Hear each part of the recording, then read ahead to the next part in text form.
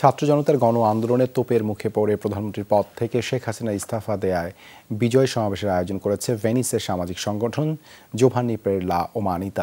ভেনিসের মেসরে inter স্পেয়ারে market পট চত্বরে আয়োজিত আনন্দ মিছিলে যোগদান করে ভেনিস শাখা বিএনপি, যুবদল ও স্বেচ্ছাসেবক দল সহ বিপুল সংখ্যক প্রবাসী বাংলাদেশিরা।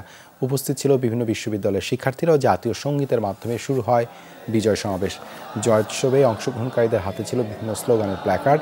তাদের বিজয়ের স্লোগানে মুখরিত হয়ে ওঠে চারপাশ। ইতালির বিভিন্ন শহরে মিষ্টি বিতরণ করেন সংগঠনের সদস্যরা। জোভান্নি পের লা উমানিতা সদস্যরা ছাড়াও সমাবেশে বক্তব্য রাখেন শিক্ষার্থী, রাজনৈতিক নেতৃবৃন্দ।